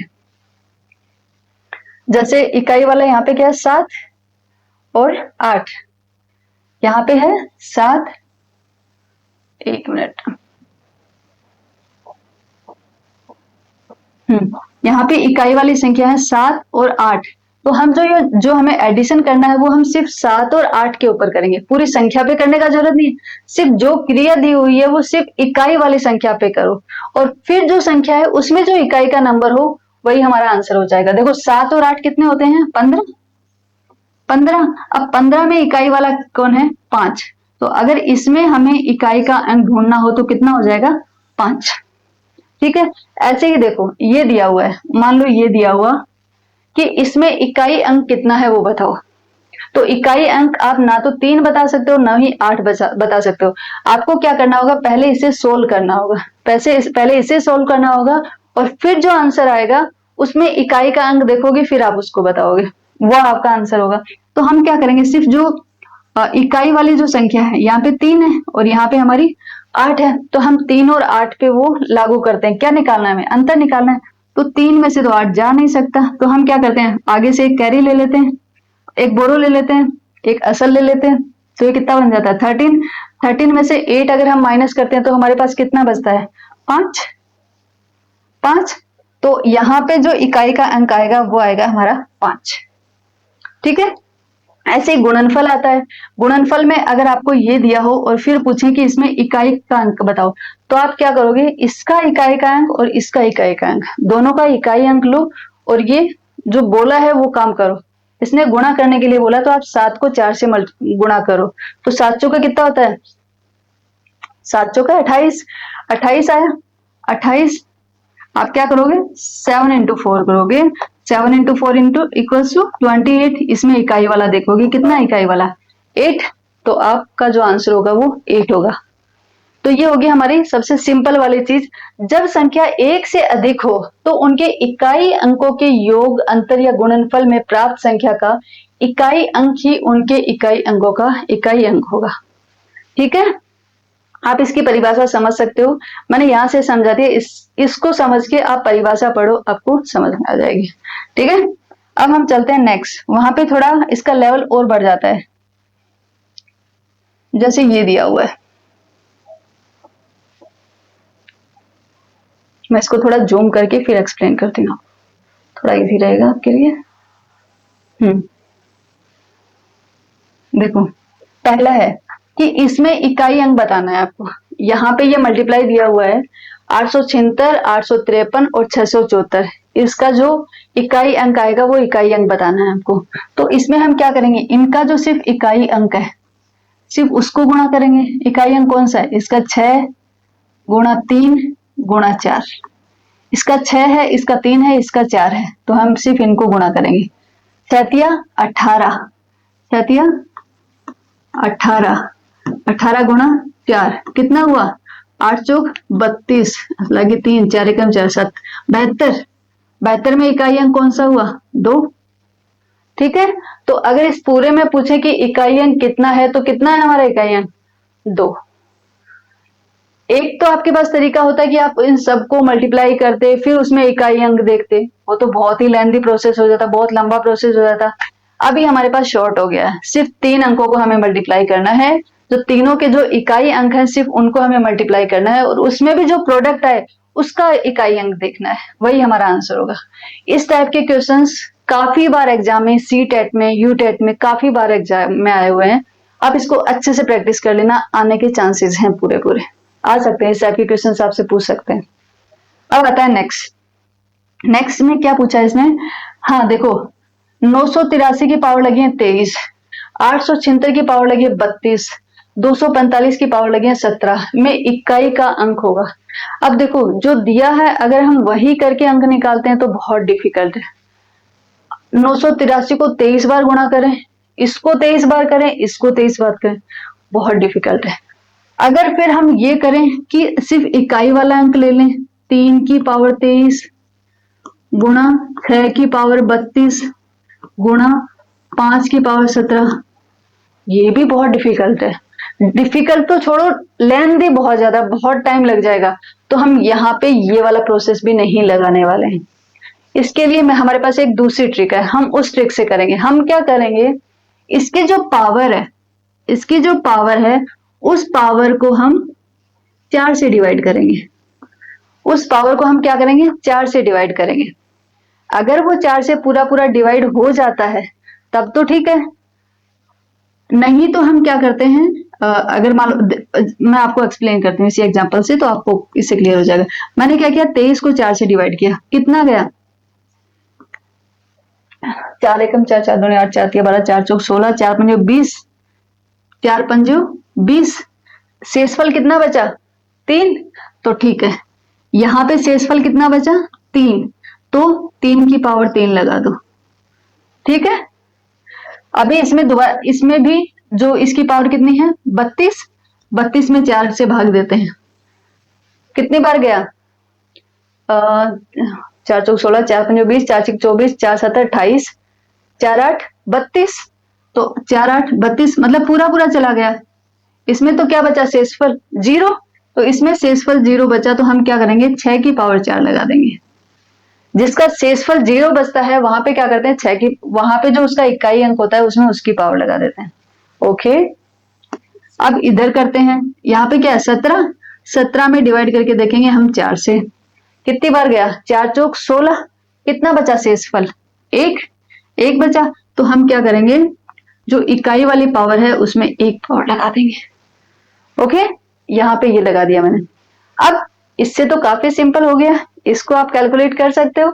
अब इसको कैलकुलेट करके और फिर इसका जो इकाई अंक हो वो बता देना। जैसे यहाँ पे होगा 3 गुणा 3 गुणा 3 27, 6 को भी 4 बार कर लो,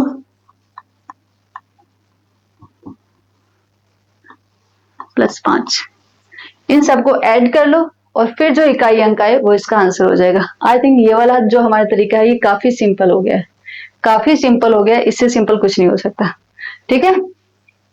और इससे भी सिंपल हो सकता है क्योंकि इन दो के लिए मेरे पास एक और ट्रिक है जो मैं आगे एक्सप्लेन करूंगी। आई थिंक आप 2-3 स्लाइड के बाद में अगर इस क्वेश्चन पे आओगे तो ये आपके लिए और भी इजी हो जाएगा, ठीक है।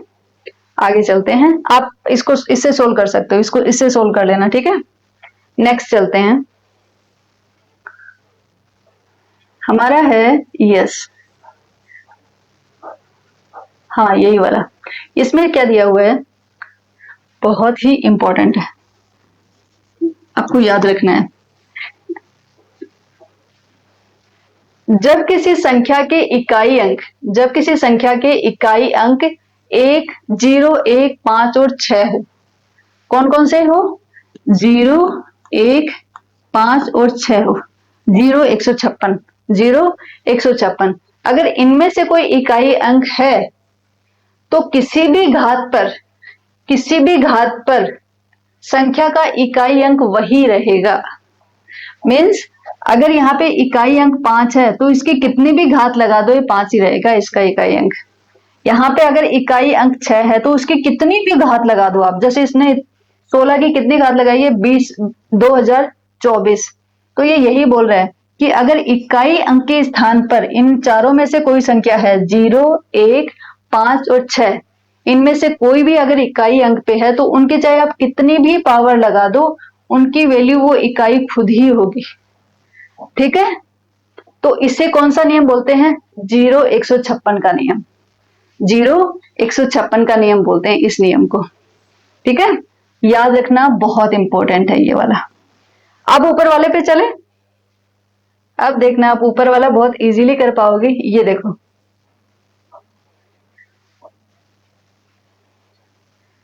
6 की पावर कुछ भी लग रही है तो क्या ही आएगा 6 ही आएगा इकाई अंक। इसका इकाई अंक कितना है 6 है, 6 पे कितने भी पावर लगे इसका इकाई अंक तो 6 ही होना है। इधर आ गया गुणा, इधर आ गया 5, 5 के ऊपर कितना है 17, 5 के ऊपर कितने भी इकाई कितने भी पावर लग जाए उसका तो वो 5 ही होगा क्योंकि हमारे पास नियम कौन सा है 0 156। ओके, सिर्फ इसका निकालना है, इसकी पावर कितनी आई थी 3 आई थी हमारे पास।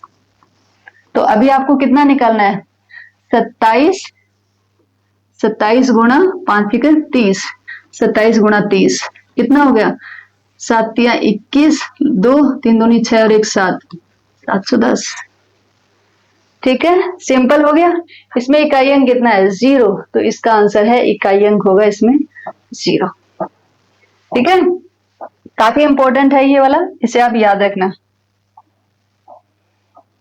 अब हम चलते हैं नेक्स्ट पे। नेक्स्ट अभी हमारे कुछ क्वेश्चंस हैं, उन क्वेश्चंस को हम देख लेते हैं। कुछ एग्जाम में आए हुए हैं और कुछ ऐसा लगता है कि इनमें से कोई आ सकता है। जैसे दिया है 96 के सभी धनात्मक गुणनखंडों का योग क्या होगा। ठीक है, ये आपके सीटेट 2019 में आया हुआ है। अब 96 के धनात्मक गुणनखंड, देखो गुणनखंड धनात्मक ही होते हैं, गुणनखंड जो हम निकालते हैं वो धनात्मक ही होते हैं। यहाँ पे जस्ट इसने कंफ्यूज करने के लिए धनात्मक लिख दिया आपको। तो इसके अभी हमें क्या करना पड़ेगा, 96 के पहले तो सभी गुणनखंड निकालने पड़ेंगे और फिर उनका योग करना पड़ेगा।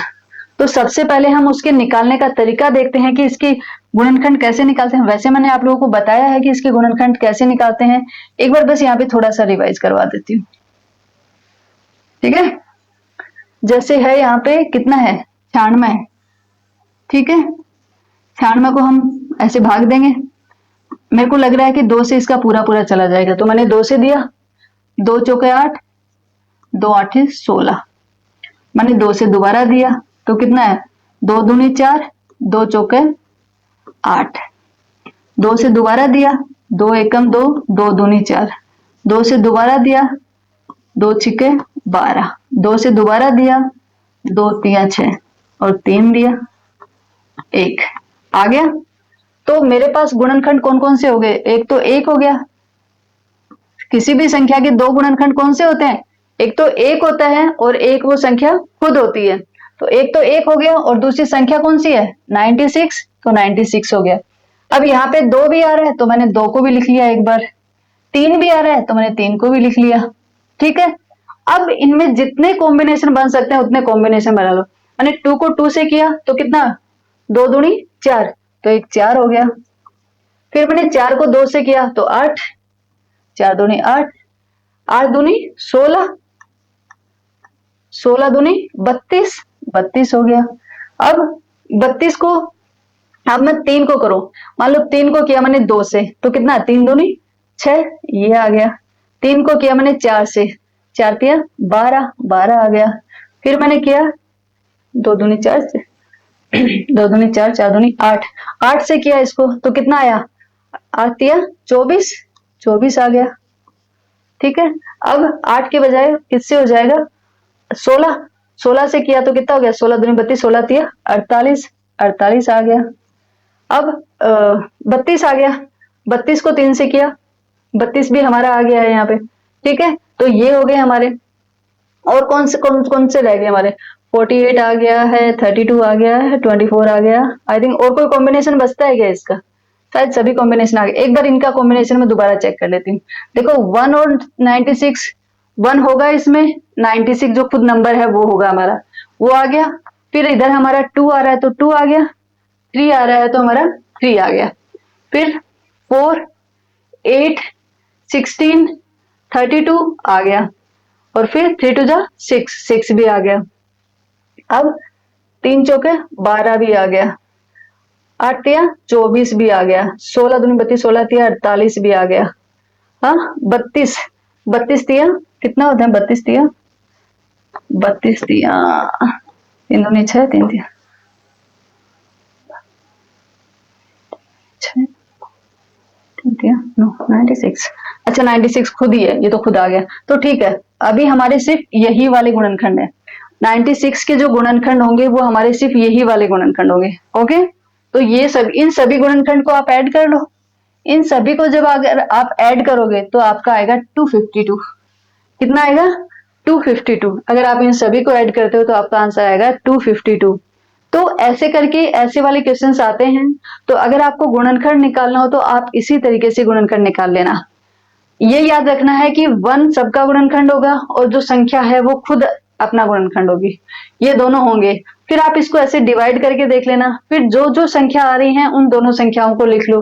जैसे यहाँ पे 2 आ रहा है और 3 आ रहा है, 2 और 3 अलग अलग गुणनखंड बन जाएंगे। फिर इनके जितने कॉम्बिनेशन पॉसिबल हैं वो सारे कॉम्बिनेशन आप देखो। ठीक है, तो ये वाली आप प्रैक्टिस करना, इसमें प्रैक्टिस की जरूरत होती है, आप लोग इसमें प्रैक्टिस करना। प्रैक्टिस करना, इसमें से क्वेश्चन आने के चांसेस रहते हैं, तो इसमें प्रैक्टिस मांगता है, तो आप इसकी प्रैक्टिस करना, ऐसे वाले कुछ क्वेश्चंस आप सोल्व करना। ठीक है, अब ये था नेक्स्ट आता है हमारा किसी संख्या का ऐसा गुणनखंड जिसमें केवल अभाज्य संख्या ही हो, अभाज्य गुणनखंड कहलाता है।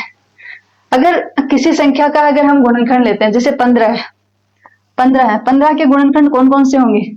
15 के गुणनखंड 1 होगा, 3 होंगे और 5 होंगे। ये 3 ही गुणनखंड होंगे 15 के, ठीक है। जैसे हम अगर निकालते भी हैं हमारे वाले मेथड से भी, तो 3 पंजू 15, तो 5 हो गया, 1 हो गया। तो कौन कौन हुए? एक तो 1 हुआ, एक 15 हुआ, एक 3 हो गया, एक 5 हो गया, यही हुए। तो 15 के कौन कौन से हुए? 1, 3, 5 और 15 खुद।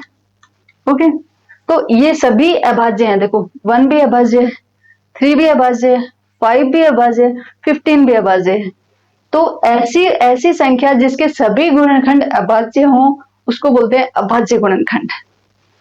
उनको क्या बोलते हैं? अभाज्य गुणनखंड। तो ये हमारे 15 के अभाज्य गुणनखंड कौन से हैं? 3 है, 3 व 5। अब आता है, नेक्स्ट आता है हमारा संख्या 720 के अभाज्य गुणनखंड है। अभाज्य गुणनखंड अगर आते हैं तो उनको निकालने का भी सेम ही तरीका है, सेम तरीका है। मैं आपको बताती हूँ गुणनखंड कैसे निकालने हैं, वो मैंने आपको यहाँ पे अभी एक्सप्लेन किया है। अब मैं आपके सामने ये भी एक्सप्लेन कर रही हूँ कि अभाज्य गुणनखंड कैसे निकालोगे। दोनों में डिफरेंस समझना और कंफ्यूज मत होना। 720 के अभाज्य गुणनखंड निकालने हैं, मेथड सेम है। 720 के निकालेंगे, यहाँ पे ऐसे ही डिवाइड करेंगे, 2 से डिवाइड हो रहा है, 2 से मैंने किया, 2 तिया 6, 2 छिका 12, 0, 2 से दोबारा किया मैंने, 2 एकम 2, 2 8 16, 0, ठीक है। 2 निमा 18, 0, नंबर आ गया। दोबारा मैंने 2 का दिया, 2 चौका 8, 2 पंजो 10, 45 आ गया। मैंने 2 का दोबारा, 2 का नहीं जाएगा अब, ठीक है।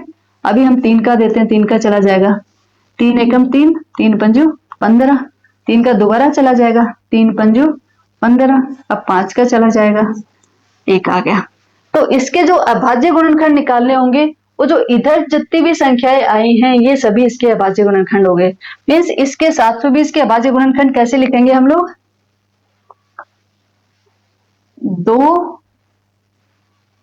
गुणा 2 गुणा 2, कितने बार 2 है? 1 2 3 4, 4 बार। फिर 3 गुणा 3 गुणा 5, ये हमारे 720 के अभाज्य गुणनखंड हो गए। ये वाले जो हैं इन सभी को आपस में मल्टीप्लाई करके रखेंगे, वो हमारे अभाज्य गुणनखंड हो गए। तो 720 के अभाज्य गुणनखंड कितने हो गए? ये वाले 4 बार, ये वाला आगे ये कट गया है, जो डी वाला है वो हमारा आंसर होगा कि हमारा 4 बार 2 आएंगे, 2 बार 3 आएंगे और 1 बार 5 आएगा। ये हमारे अभाज्य गुणनखंड हो गए। अभाज्य गुणनखंड में हम ये वाला नहीं लेते और ये नहीं लेते, जितने भी हमारे लेफ्ट साइड में आए हैं उन सभी को आपस में मल्टीप्लाई करके लिख देते हैं, वही हमारे अभाज्य गुणनखंड हो जाते हैं। तो आई थिंक अगर सिंपल आपसे गुणनखंड निकलवाए और आपसे अभाज्य गुणनखंड निकलवाए, दोनों का डिफरेंस आपको समझ में आना चाहिए, तो आप गलत मत करना इस टाइप वाले क्वेश्चंस। नेक्स्ट आता है हमारा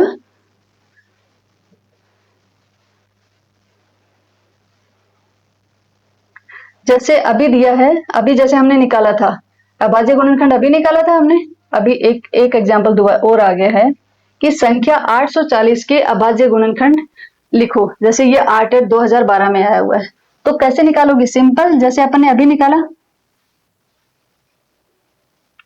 840 को आप डिवाइड करोगे, ये हमने लिया 840, इसको आप डिवाइड करोगे 2 से। अगर 2 से आप डिवाइड करते हो तो कितना आ जाएगा? 2 चौके 8, 2 दूनी 4, 0, 2 से दोबारा करो, 2 दूनी 4, 2 एकम 2, 210 आ गया। अब 210 को दोबारा 2 से करो, 2 एकम 2, 5, 105 आ गया। अब 2 को दोबारा करो, 2 से जाएगा क्या? अभी 2 से जाएगा दोबारा? नहीं जाएगा। तो अभी हमारा कितना हो जाएगा? अभी किससे जाएगा हमारा? 5 से जाएगा, 5 से चला जाएगा, 5 दूनी 10, 5 एकम 5, चला गया। अब 7 से जाएगा, 7 तिया 21, 3 से चला जाएगा 1। तो इसके गुणनखंड कितने हो जाएंगे? 2 3 बार मल्टीप्लाई होंगे। इसमें कोई है? यस, 2 3 बार मल्टीप्लाई हो रहे हैं। 3 आएगा 7 5, 3 7 एंड 5, तो हमारा कौन सा ऑप्शन चाहिए? हमारा बी वाला ऑप्शन चाहिए। तो अभाज्य गुणनखंड जब भी आपको निकालने हो आप सिंपल इसी तरीके से निकाल सकते हो। अब दूसरा दिया है आपको ये कोई संख्या आपको मल्टीप्लाई करके दिया है, जैसे 141 गुणा 1318 गुणा 58 का अभाज्य गुणनखंड निकालो। तो इसमें आपको ऐसा नहीं है कि पहले आप मल्टीप्लाई करोगे फिर उसका अभाज्य गुणनखंड निकालोगे, नहीं, आप इंडिविजुअली इसका निकालो। 141 का अभाज्य गुणनखंड निकाल लो, इसका निकाल लो और इसका निकाल लो, फिर तीनों को जो आते हैं उनको गुणा करके लिख दो, ठीक है। फिर तीनों के जो गुणनखंड आते हैं, जैसे इसका गुणनखंड आया 3 गुणा 47, तो 3 और 47 मैंने यहाँ पे लिख दी। इसकी आया 2 और 659, 2 और 659, 22 नहीं है, 2 है, 2 आएगा, 2 और 659। फिर आया 2, इसका कितना है 2 और 29, तो इसीलिए इन दोनों के बीच में यहाँ पे मल्टीप्लाई होगा, ठीक है, यहाँ पे मल्टीप्लाई होगा। तो ऐसे इनके जो जो गुणनखंड आते हैं उन सभी को आप यहाँ पे लिख दो। अब हम चलते हैं नेक्स्ट पे। नेक्स्ट है हमारा, देखो अब इसमें है कि इसके कुल कितने अभाज्य, कि यहाँ पे एक और एग्जांपल दिया हुआ है कि इसके कितने अभाज्य गुणनखंड होंगे। 14 की पावर 15, 13 की पावर 18 और 5 की पावर 8 में कुल कितने अभाज्य गुणनखंड होंगे। देखो अभाज्य को सबसे पहले इसने रूट भी लिखा है, तो आपके पास एग्जाम में ऐसा भी आ सकता है कि इस संख्या में कुल कितने रूट गुणनखंड होंगे। तो रूट गुणनखंड क्या होते हैं? अभाज्य गुणनखंड ही होते हैं, ये हम पहले भी पढ़ चुके हैं। अब इसके अगर आपको निकालने हो तो आप कैसे निकालोगे? इनको सोल्व करने की जरूरत नहीं है। आप क्या करोगे, देखो 13 को हम तोड़ सकते हैं क्या? नहीं तोड़ सकते। 5 को तोड़ सकते हैं? नहीं तोड़ सकते। 14 को ब्रेक कर सकते हैं ना? 14 को हम क्या लिख सकते हैं? 7 गुणा 2 लिख सकते हैं। तो 7 गुणा 2 लिखा मैंने और इसकी पावर लगा दी मैंने 15। इधर लिखा 13 की पावर कितनी है? 18 और इधर 5 की पावर 8। तो अभी इसको हम कैसे लिख सकते हैं? ऐसे 2 की पावर 15 गुणा 7 की पावर 15 गुणा 13 की पावर 18 गुणा 5 की पावर 8। तो ये पूछिए कि कुल कितने अभाज्य गुणनखंड है। तो आप क्या करोगे, इनकी जो पावर है उन पावर को ऐड कर लो। जैसे पावर है इसकी पावर 15, इसकी पावर 15, 7 की पावर 15, फिर इसकी पावर 18 प्लस इसकी पावर 8, 15 15 30, 30 प्लस 26, तो ये हो गया 56। तो इसके कुल कितने गुणनखंड होंगे? 56, ठीक है। ये भी बहुत इंपॉर्टेंट है, इस टाइप के क्वेश्चंस एग्जाम में आए हुए भी हैं और आप आने की संभावना भी पूरी है, तो इसलिए आप इसको अच्छे से करना।